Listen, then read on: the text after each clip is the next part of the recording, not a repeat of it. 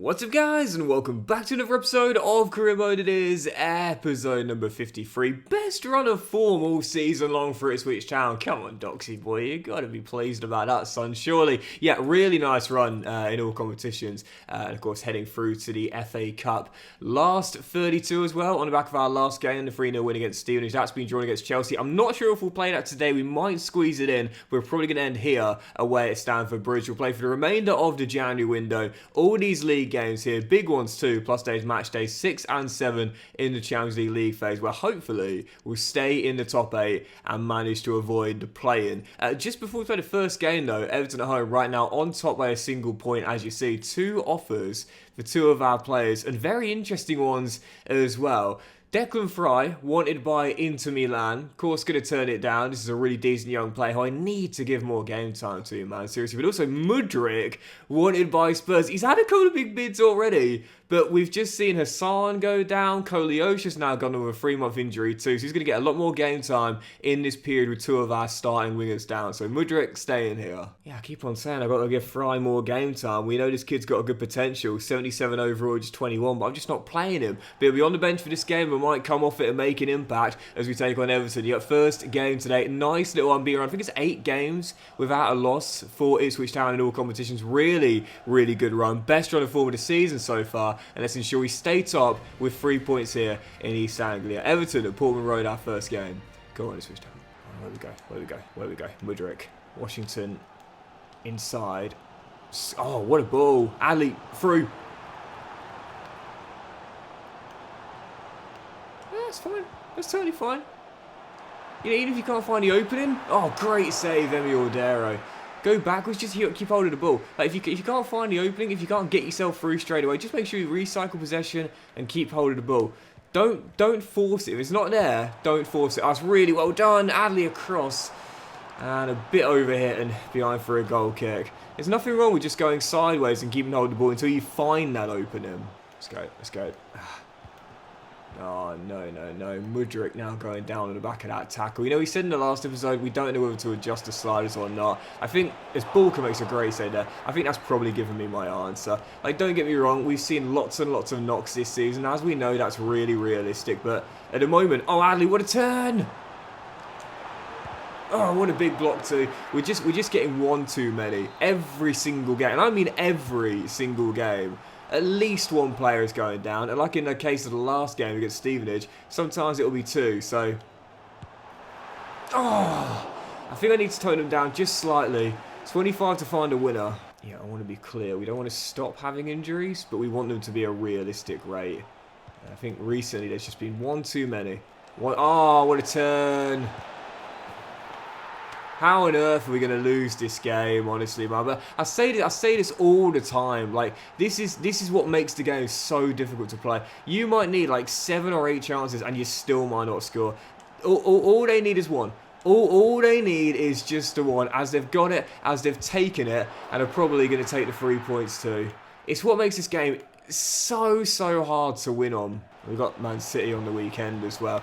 Oh, that's so unlucky. That's so unlucky. Nothing I can do about that. Do you know, I flirted with this idea, and I'm going to say it again.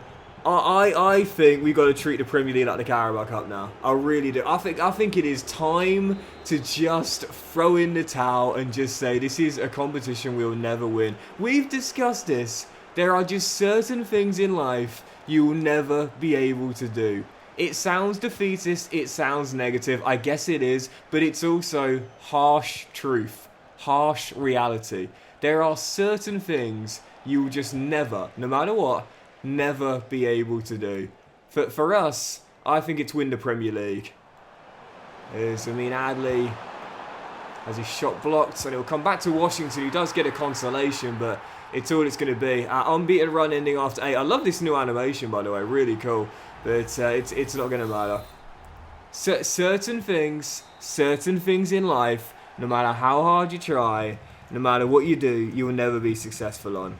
We all have them, and Ipswich Town's is winning the Premier League. Yeah, I mean, there's no shame in it. Like, genuinely, there is no shame in saying this, you know. As to be fair, Hull did a massive favour to win over Liverpool, but Man City's winning against Aston Villa means that heading into that game at the Etihad, we will drop to second place. Oh, how bad was the injury for Mudryk as well? Fingers crossed, because we're already missing 2 wingers. Hopefully that was just a bruise there for the Ukrainian, and it was indeed, so we'll be okay, but...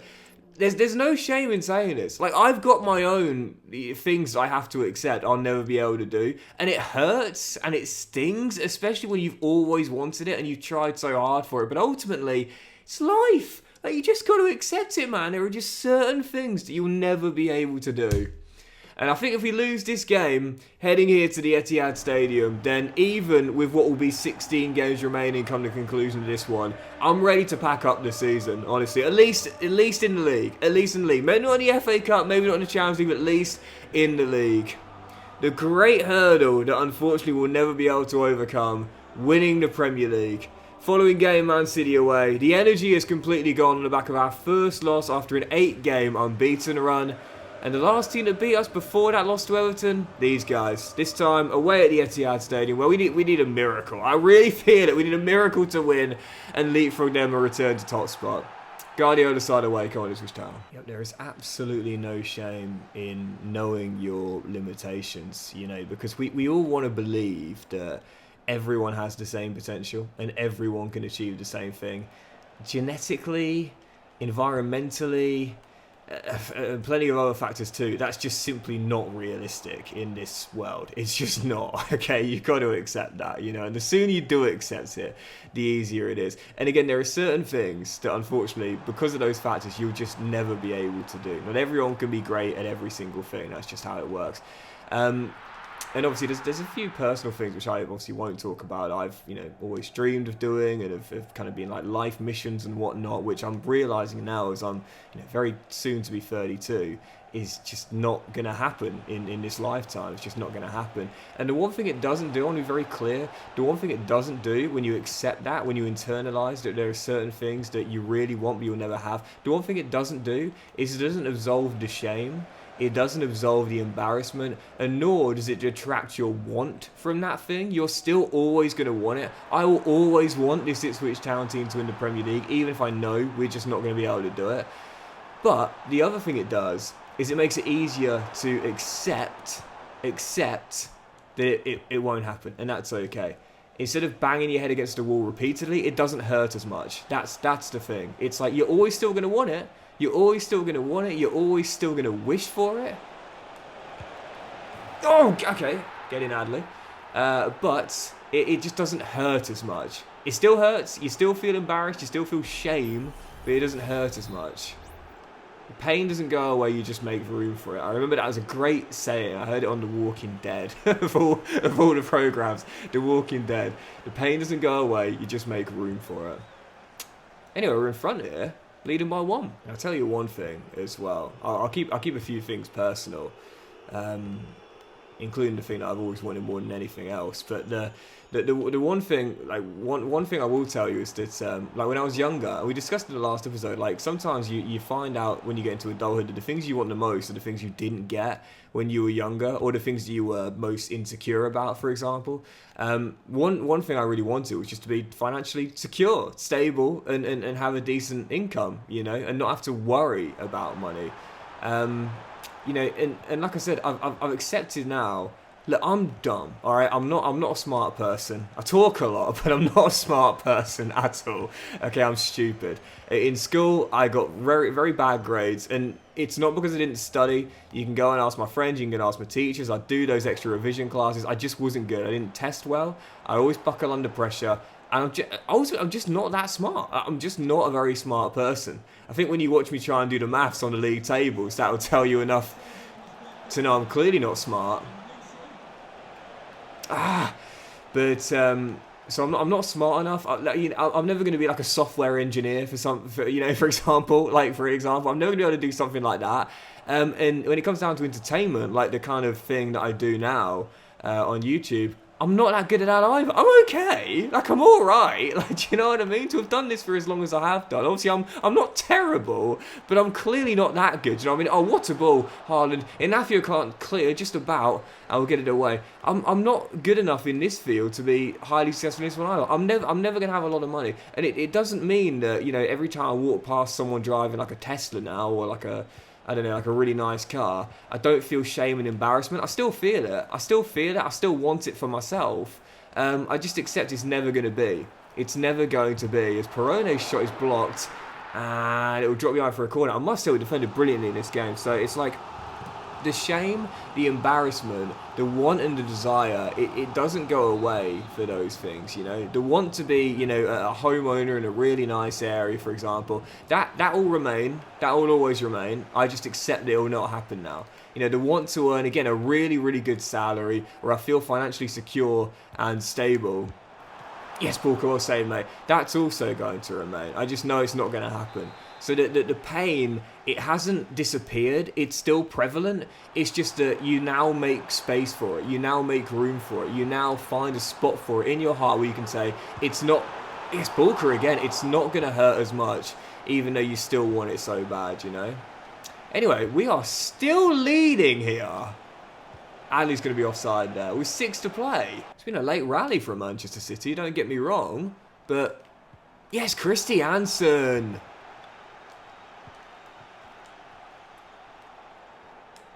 Washington! For the dagger! Can you believe it?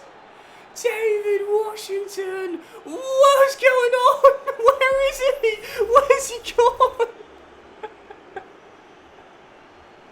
Disappearing David, the great Houdini act, as Ipswich Town steal the 3 points at the Etihad. What a game, what a win. Oh my goodness, and we're going top of the table. But we said this last year and we'll say it again. It's the hope that kills you, man. It's the hope that kills you. Like the desire to earn a great salary, own a nice house in a nice area, and be financially secure. It's the hope that kills you. Oh, David with the dagger, Ipswich with the win, and the Tractor Boys rock up to the Etihad, keep Man City quiet for the most part other than a late rally, and win. We're back on top. Dreams can be buy. Oh my goodness. Get in! Okay, but again, there's still 16 to play though. That's the thing. I've got to remind myself. It's not that there's 4 games remaining. There's still a long, long time left in the season, man. So, oh dear, oh dear, oh dear. It's still so tight, man. 3 separating 4 teams. And we can't let us get away from us, man. We got to remind ourselves there's a long way to go, and we've been in this position before and then some, as recently as last season. Right, let's do the put up again, the Champions League phase, away in Lisbon, taking on Sporting, right now second in the table, but again, wherever we finish, first to 8, if I don't mind, just want to make sure that with 2 games to play, we don't bottle an automatic qualification spot and abide to the last 16. Sporting away in Lisbon, I think 1 win is all we need here. Let's go get it in Portugal. Come on, Ipswich Town. Not going to lie, during that game I was like, just keep talking, because I was keeping track of the fact that we were actually doing really well, knocking the ball around nicely too, and I was like, just keep talking. So at the moment things are going well, so don't change the commentary, man.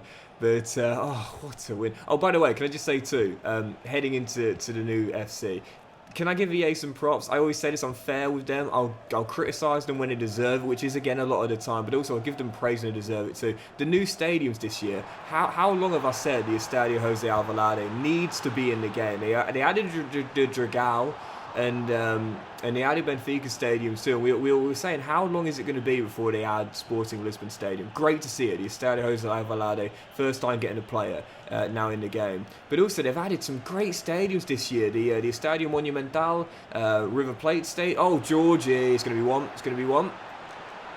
Lovely stuff. Monumental, River Plate Stadium, largest stadium in Argentina. That's now in the game. That's fantastic. They've got championship stadiums in the game. Bristol City's Ashton Gate, Blackburn Rovers, Ewood Park, Coventry's Rico is in the game as well. That's fantastic for those that like the RTG2. There's a couple of other new stadiums, I think, in France that have been added as well. This, to me, is what EA needs to keep focusing on, man. The more real stadiums, the better. And by the way, please don't think that my desire to be financially well off is coming from a place of, like, greed and you know, desire to wealth hoard. Absolutely not. It's just, again, as I said before, you know, growing up poor, that was a massive insecurity, and staying poor throughout my entire life has caused so much shame, and I've never been able to experience the other side of the coin, you know. I've never known what it feels like to, you know, reach the end of the month and worry about bills, you know, quite frankly. As Davis's header is cleared, I don't think it was going in, I think it was going well wide, actually, but I never know what that feels like. I've never known what it doesn't feel like to stress about money constantly. It's a horrible feeling, and to be free of that, honestly, that's why it's a huge desire of mine, because I've never known what it feels like. It must be such a comfort to know every single month you're going to be alright, you're going to be okay, and things are decent. That's a poor pass, and this should be 2, and it will be, I don't think Georgie actually got the final touchdown. I'm pretty sure he shot it off the defender and into the back of the net. Whether it went to one side of the goal or the other, I'm pretty sure it was going in regardless, and that will do it. He's claiming it, and Ipswich are leaving with the 3 points. 5 wins in 7 Champions League phase game. An automatic buy into the last 16 has now been locked up. Ipswich top of the Premier League for now, and into the next round, the FA Cup too. It's hard enough to win just 1 trophy in career mode. Please don't blame Doxy Boy for still having dreams. A treble is actually a possibility right now. Long way to go, though. Long way to go. But being top of the Premier League after 38 games is still what I believe would be the most difficult achievement of all those 3 trophies that are winnable. Because heading into the Sunday afternoon fixture against Spurs in East Anglia, we've now dropped to 3rd in the table after wins for both Liverpool and Manchester City yesterday. The only way we return to top spot is with a win of our own here against Postecoglou's side. Said it before and I'll say it again. I don't agree with Pep Guardiola completely, but I see where he's coming from, where he says win the Champions League will be easier than the Premier League. Spurs at home in the next one. Come on, Ipswich Town. Tough first half, just 32 in, still tied at 0-0. Struggling to break down Spurs and find some openings. As Adley finds Leaf, and it's headed away. Just cannot get inside at the moment. Really struggling with that. And I'm not under any kind of pressure at the moment. Spurs not really giving me anything to worry about. Mudrik's some space there. But I can't find any openings on myself. Keep going, Mudrik. Oh, yeah. Yeah, no. Thought he just snuck it in. Side netting. Might be the only good chance we get, man. It has been a really tense and cagey and difficult first half here, as things stand set for back-to-back games without a win at Portman Road. There's Garner, finds Georgie, pulls the trigger, Vicario with the save, and it'll drop behind for a corner as we have a good rally towards the end of the first half, but still search for that breakthrough. It's Double M looking for Adley. Vicario's there. James Garner hustling with James Maddison as Spurs look for a late winner, which they would not deserve one bit. Oh, what a ball! And Bulker with the save keeps us still tied at 0-0 for now. If we would have lost this game, man, deja vu going back to the Everton game. We've not really been under any pressure until then. Still deadlocked at 0-0. As things stand, we're going second. We'll leapfrog Liverpool, but still be behind Man City. Is there a winner, or will it finish goalless? Lovely move.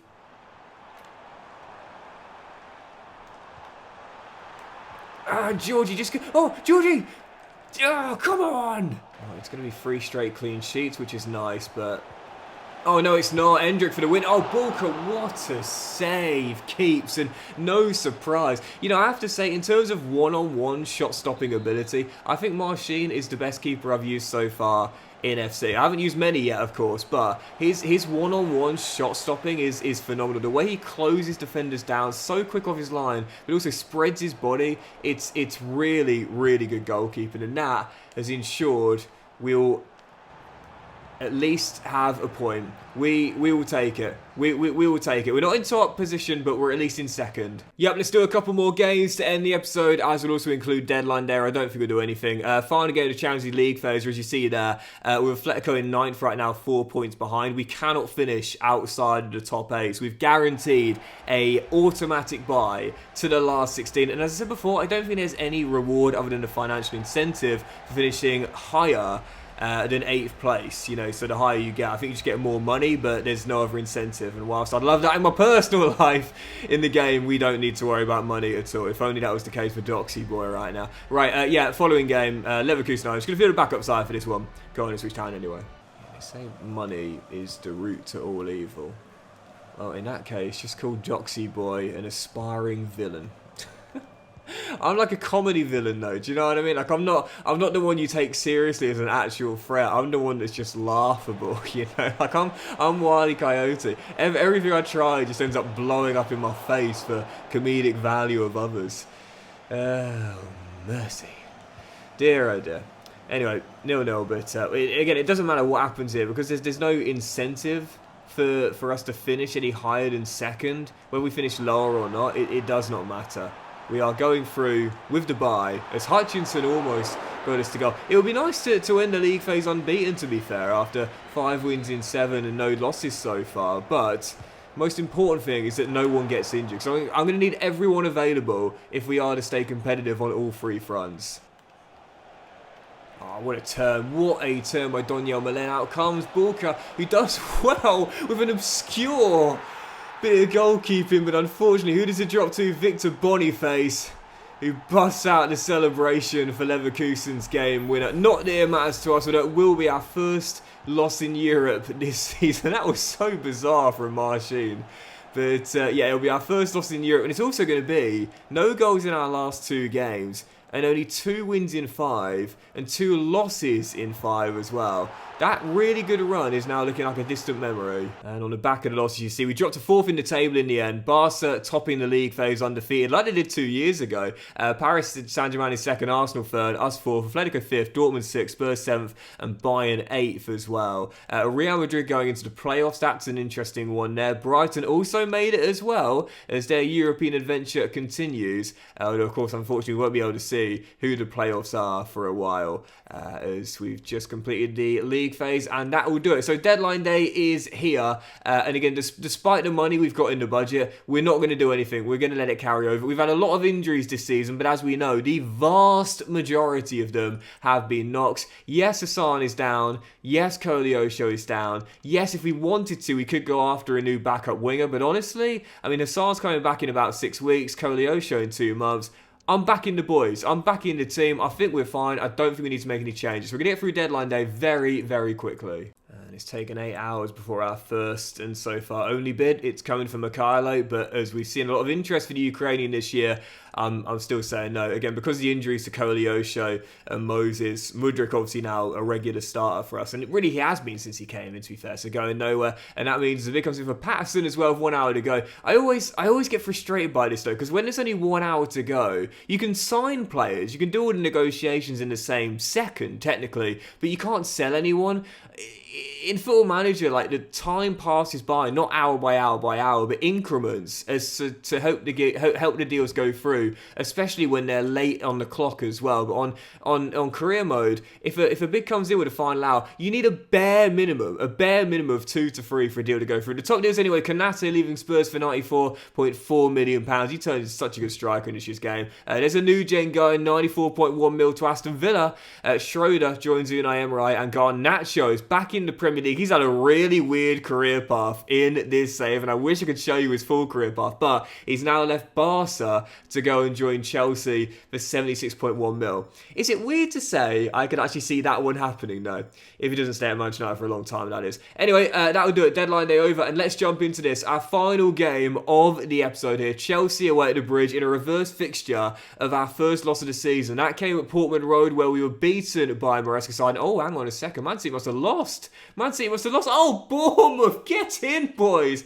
And also you see Arsenal being held by Gary O'Neill. And that means that closing the episode out, we could go top here with a win. As could Liverpool, to be fair, away at the GTEC. So what a chance to close the episode out in pole position with what will be 14 games to go. Chelsea themselves, though, sensing blood right now in 5th. They could cut the gap on us to 1 and cut the gap on Man City to 2. Just like last season, really open title race and a massive battle between two teams playing catch-22 episode. Chelsea away at the Bridge. Come on, Ipswich Town. Man, if there was ever a time to bust out a big win, it was earlier against Man City, and we did. So if we've done it before, we can do it again. And I love that saying. You know, I'm a sucker for quotes, but it's true. You learn through evidence. If you've done it before, you can do it again. And we have beaten Chelsea at the Bridge before. We've beaten them twice here, actually. And again, if we can beat Man City at the Etihad,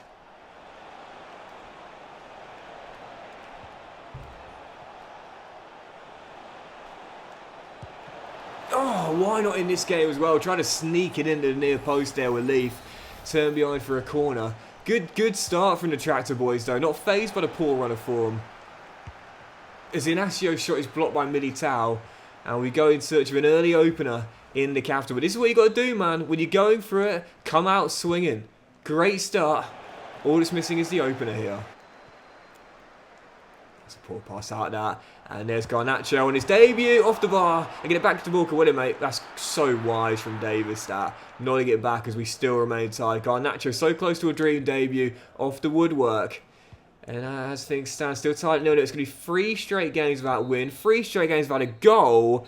But it will be a big point away in West London in what is a really open title race so far. If we can hold on to this, I'll take it. Obviously, we've got the Blues again next weekend at Portman Road in the FA Cup. So this is the dress rehearsal for that game.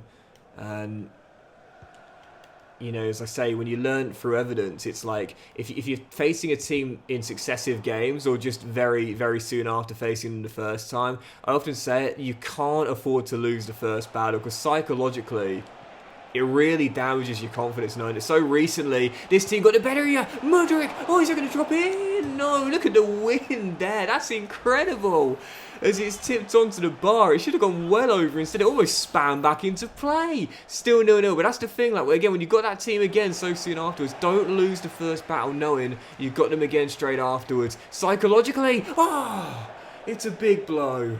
Yep, that is going to do it. In the end, it finishes goalless. And as we always say, wins are good, losses are bad, draws are subjective. And whilst it's now a run of no wins in our last 3 games, only 2 in 6, and no goals in our last 3, bigger picture, that is Chelsea away, a title rival, and we grind out a point and clean sheet. That's not a bad result. So that'll do it for today's episode, guys. Big thank you for watching. Really hope you have enjoyed it. If you have, then please do drop a like. Much love to you all. Have a fantastic day. I will return in the next one with that FA Cup last 32 against Chelsea in a reverse fixture at Portman Road. Aiming to get back to anyways. More big games in the league. Aiming to possibly go top or at least stay in the title race. And we should see as well the draw for the Champions League last 16, sorry. And we might be able to play it as well. Have a great day, guys. Much love, and I'll see you for the next episode very soon.